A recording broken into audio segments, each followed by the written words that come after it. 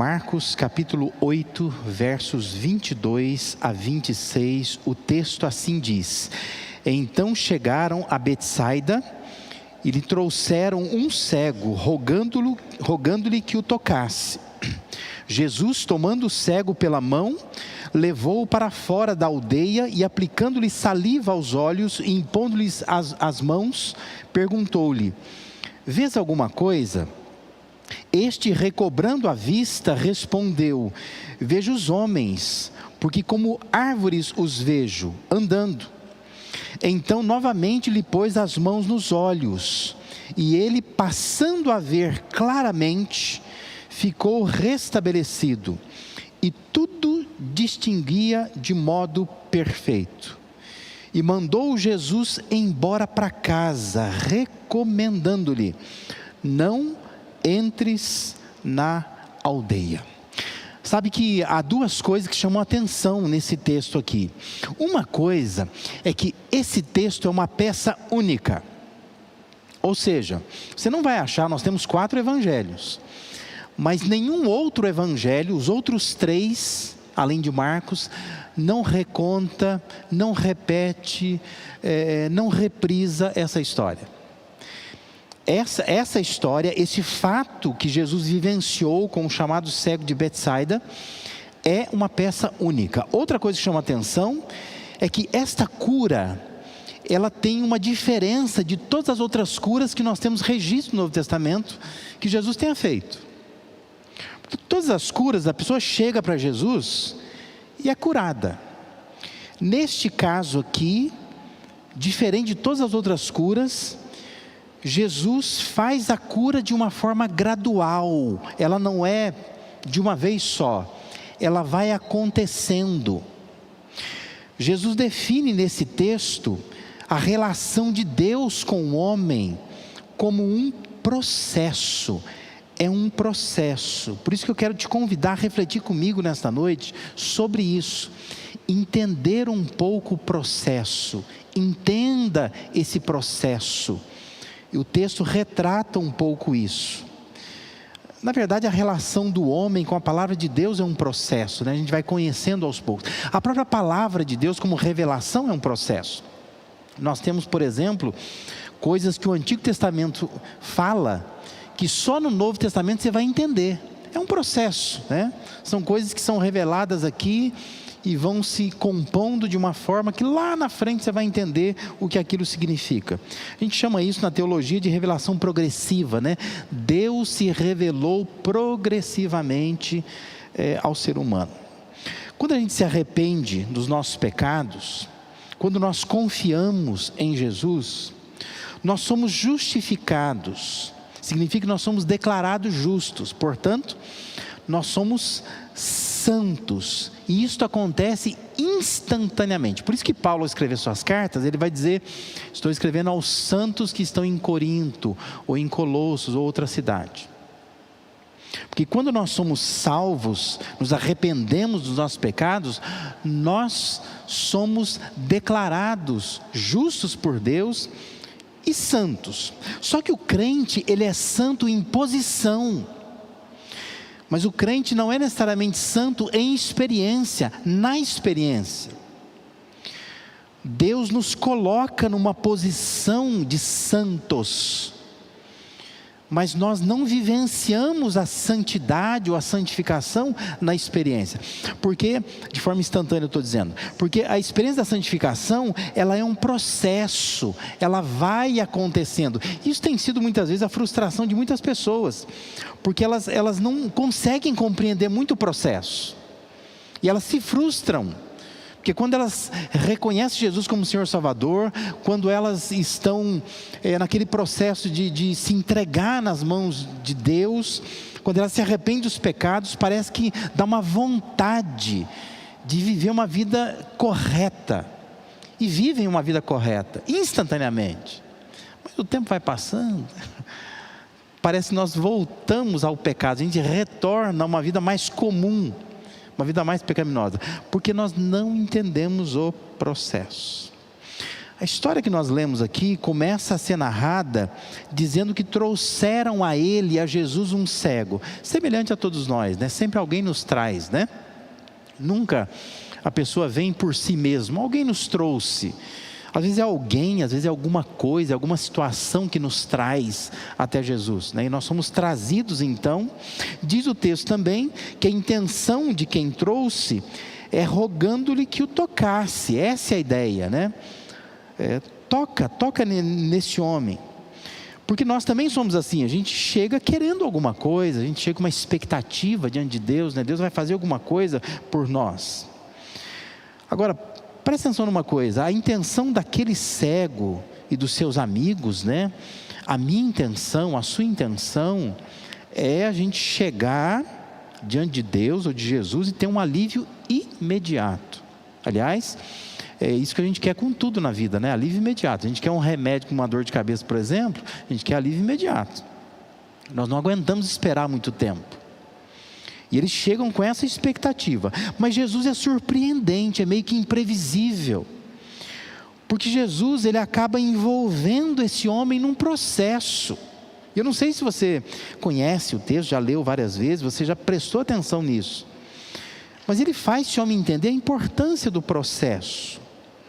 Aquele homem tinha que fazer algumas coisas, ele tinha que participar. É uma dinâmica, é uma dramatização muito curiosa o que Jesus faz aqui, diferente do que ele faz com outras pessoas, né? Aqui e ali, num outro texto, outra cura, você vai ter um pouco de semelhança, mas essa interação de Jesus, essa participação dele junto com esse cego, é realmente de se chamar a atenção. Então a pergunta é: em que processo Jesus envolveu aquele cego e também quer nos envolver? O que Jesus faz com ele e também faz conosco? Eu quero que você entenda um pouco esse processo. Em primeiro lugar, Jesus, ele envolveu aquele homem no processo da caminhada. Entenda isso. Jesus fez aquele homem andar com ele. Olha que interessante, versículo 23 diz que Jesus, tomando o cego pela mão, levou-o para fora da aldeia. Imagina a cena. Quer dizer, o homem é trazido e diz assim: ó, cego, não enxerga nada, o senhor não podia curá-lo? Jesus pega o homem pela mão e diz assim: ó, vamos dar uma volta, né? E sai para fora da aldeia. Não é uma coisa curiosa? Porque assim, se a gente estivesse lá, a gente dizia assim: ó, acho que ele não ouviu, ele não entendeu o que foi falado. É só falar assim: ó, pronto, eu quero que você veja. Porque Jesus fazia isso. Talvez aquelas pessoas, os discípulos dele, a multidão que acompanhava, já tinha visto Jesus fazer isso. Chega uma pessoa cega e ele diz: quero que você fique curado, fique curado. Às vezes ele pergunta assim: você quer ver? Quero, né? O que você quer que eu te faça? Quero ser curado, eu quero ver. E Jesus faz a pessoa ver. Mas nesse caso, Jesus diz assim: ó, vamos dar uma volta. E isso é muito curioso. Ele toma o homem pela mão e caminha com ele por algum tempo.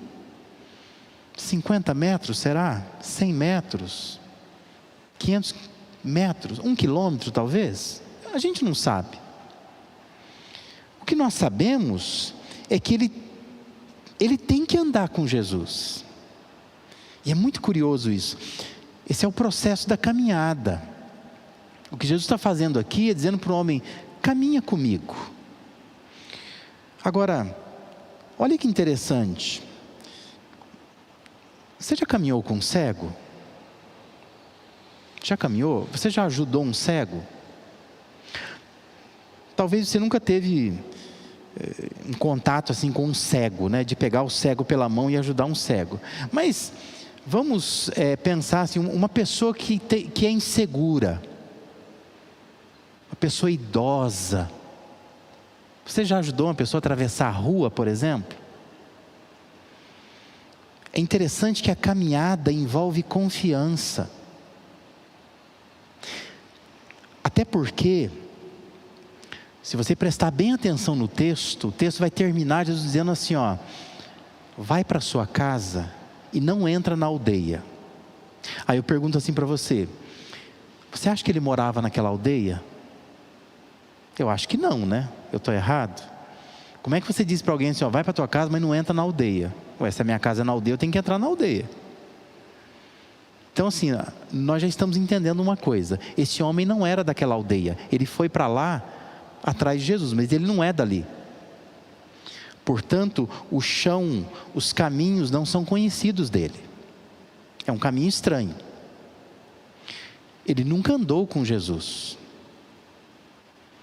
Uma coisa é você caminhar com alguém que você conhece. Outra coisa é você caminhar com um desconhecido, né?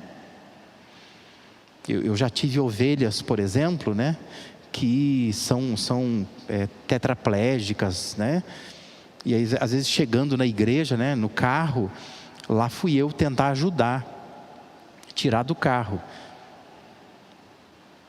Uma dessas ovelhas, era interessante porque a esposa dele tirava ele do carro assim, com uma facilidade que eu assim não conseguia fazer. Eu acredito que eu sou mais forte que ela, mas a questão não é essa, não é questão de força, é de confiança. Quando uma pessoa limitada, ela se entrega para uma outra pessoa, se ela confia, ela vai tranquilo. Quando ela não confia, ela trava, né? Então eu acho maravilhoso entender isso. Nós estamos diante de um homem, o cego de Betsaida, que Jesus está dizendo assim, ó, anda comigo. Porque esse homem chegou ali guiado por alguém. Ele era cego. Mas agora Jesus falou assim, ó, anda comigo. Diz que Jesus tirou ele para fora da aldeia. Eles caminharam por algum tempo junto. Um processo de construção de confiança. Será que você entende isso? A nossa caminhada com Jesus é esse processo. Jesus nos convida para isso. Participa do processo, caminha com Ele. Eu acho que nós somos muito religiosos, no sentido de que você olha para Deus, para Jesus, como se fossem objetos e não pessoas. E Jesus nos convida para isso. Caminha comigo um tempo. É uma relação de confiança. Porque é isso que Jesus deve ter feito com ele. Ele pega esse homem e começa a caminhar. Sabe aquela coisa assim, ó, tem um degrau aqui. Cuidado que tem um buraco ali. Envolve comunicação, confiança, conexão. E Jesus quer isso. Queria daquele homem, quer isso de nós. É o processo da caminhada. Jesus queria envolver aquele homem neste processo. É o processo da caminhada. Deus quer nos envolver neste processo. Entenda isso. Vida cristã é caminhada com Cristo. E essa caminhada envolve conexão, envolve diálogo, envolve confiança, envolve comunhão. Outro processo que Jesus queria envolver aquele cego é o processo do conhecimento. Jesus ele ajudou aquele homem a se autoavaliar. Segunda parte do versículo 23 diz que ele aplicou saliva aos olhos, impôs as mãos sobre ele, mas Jesus pergunta: você está vendo alguma coisa? Aquele homem vivia nas trevas, ele não via luz nenhuma, porque é cego. Ele não vê cores, ele não vê imagens, tudo ao redor dele é escuridão. E Jesus faz uma pergunta, Jesus pergunta para ele assim: você está vendo alguma coisa? E eu fico pensando, por que Jesus pergunta isso? Você está em dúvida, né? Porque você resolve colocar saliva nos olhos do homem, você resolve colocar as mãos sobre ele, agora você fala assim: você está vendo alguma coisa? É aquela impressão que Jesus está num dia mau, né? Ele não consegue fazer as coisas direito, é isso? Por que ele pergunta: você está vendo alguma coisa? Porque ele nunca fez isso. Todas as vezes que Jesus cura alguém, especialmente cegos, ele diz assim: eu quero que você veja. E diz que o cego sai vendo. Ele fica perguntando para a pessoa: você está vendo alguma coisa? Ficou bom assim? Porque dá a impressão que ele está diante de um oftalmologista, não é? Melhor assim ou assim? Você já foi no oftalmo? É assim que ele faz, não é? Melhor assim ou melhor assim? E Jesus pergunta: você está vendo alguma coisa? Toda vez que Jesus faz perguntas, eu sempre acho assim, nem sempre Jesus está fazendo pergunta porque Ele quer saber. Mas Jesus está fazendo pergunta porque Ele quer fazer saber. Ele quer saber se esse homem se conhece, se ele se percebe dentro da situação. Você está vendo alguma coisa? E é importante entender o contexto desse texto, né? Porque acredito que você entenda isso, né? Você deixar de ser cego e ver são duas coisas diferentes. Cego é alguém que não vê nada, está na escuridão. Mas quando uma pessoa consegue enxergar uma luz, por exemplo, ela não é considerada cega mais. Ela não é cega. Ela enxerga, mas ela não vê. Porque ver e enxergar são duas coisas diferentes, né? Ver é quando você consegue discernir as coisas. Enxergar é quando você vê luz, né? Você vê vultos. Se eu tirar meus óculos, eu até enxergo, mas eu não vejo. Quem está aí, né? Se eu souber quem é antes previamente, eu até sei. Mas se não sei. Se eu encontrar alguém na rua, sem óculos, eu enxergo a pessoa, mas eu não vejo. Porque eu não sei quem é. Eu não consigo reconhecer a pessoa. No contexto, versos 14 a 21, se você ler na sua Bíblia aí, vai dizer que Jesus está no barco, e eu tenho para mim que essa é a conexão que quem escreveu quer fazer. Ele está no barco com seus discípulos, e diz que ali eles começam a conversar, né, no barco. E Jesus vai exortá-los a se guardarem do fermento dos fariseus e do fermento de Herodes. O que significa isso, né? Os fariseus figuravam a hipocrisia, nós sabemos disso olhando para Lucas 12:1, por exemplo. O Herodes figurava a ideia do secularismo, do mundanismo. Só que os discípulos não entenderam nada disso. Para eles, Jesus está chamando a atenção deles, porque eles esqueceram 7 cestos de pães, que sobrou da multiplicação. E é curioso que os versículos 17 e 18 dizem assim: tendes o coração endurecido? Jesus está falando para eles, né? Vocês têm o coração endurecido? Tendo olhos, vocês não veem? E tendo ouvidos, não ouvis? E Marcos pega e coloca essas histórias perto uma da outra, né? Porque é essa conexão. Ele está conversando com os discípulos sobre isso. Vocês têm olhos, vocês não conseguem ver. E agora então ele está fazendo uma cura processual, gradual com esse homem, perguntando: você está vendo alguma coisa? Porque ele quer que os discípulos também façam essas conexões. Vocês têm olhos, vocês não conseguem ver? Vocês se conhecem de fato? Vocês se percebem da situação? Você consegue ver o quão cego você está? Que é isso que ele quer fazer com aquele homem. Você está vendo alguma coisa? Você consegue enxergar alguma coisa? E os discípulos, apesar de estarem na luz de Jesus, ainda estavam cegos. Eles não conseguiam enxergar. Por isso Jesus disse para eles antes: vocês têm coração endurecido, vocês têm olhos e vocês não conseguem ver, vocês têm ouvidos e vocês não conseguem ouvir, porque eu falo as coisas e vocês não estão entendendo, vocês não estão enxergando o que eu estou mostrando. Conhecimento. Deus quer nos envolver num processo de conhecimento, aprender a conhecer aonde nós estamos. Não adianta só estar na igreja, não adianta só ter confessado Jesus como Senhor e Salvador da sua vida, não adianta só ler a Bíblia, orar, se envolver. Pergunta é: você está vendo alguma coisa? Você consegue ver? Tem gente que é cega, está na igreja há anos, não enxerga nada. E Jesus está dizendo: você precisa se envolver num processo de conhecimento, de se reconhecer, de se perceber dentro de uma situação. Por isso que ele pergunta ao homem: você está vendo alguma coisa? O terceiro processo que esse homem é envolvido é o processo da constância. Ou seja, Jesus ensinou aquele homem a perseverar nele. Olhe os versículos 24 e 25. Diz que este, recobrando a vista, porque ele já não era considerado cego mais, porque ele recobrou a vista. Diz que ele respondeu: eu vejo os homens, porque como árvores os vejo andando.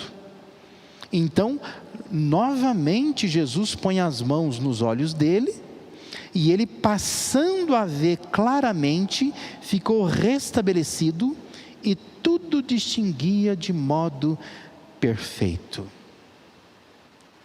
Aquele homem podia dizer assim: eu não estou assim vendo, né? Porque para o sujeito que é cego, concorda comigo? Você vendo alguma coisa já está bom, né? Ora, eu já cansei de correr atrás de Jesus por aí. Talvez ele soubesse ou visse, visse, né? Visse ele não via porque ele era cego, mas ele soubesse, né, das histórias, né, de que Jesus curou a pessoa cega ali, ela passou a enxergar. Por que ele vai entender disso? Ele não enxergava nada mesmo. Jesus fala assim: você vê alguma coisa? Senhor, olha, estou vendo. Sai dando glória, aleluia, né? Mas ele explica para Jesus, diz assim: eu estou vendo como árvores, assim, eu não... Vendo, eu não estou vendo não, estou vendo, né? Eu não consigo discernir as coisas. Aí Jesus vai então, toca uma segunda vez, e é muito interessante isso, porque Jesus, ele havia tirado o homem da cegueira, mas ele ainda não tinha tirado a cegueira do homem. São duas coisas diferentes, né? Num primeiro momento, Jesus tira esse homem do estado de cego. Você não é cego mais, você recobrou a vista.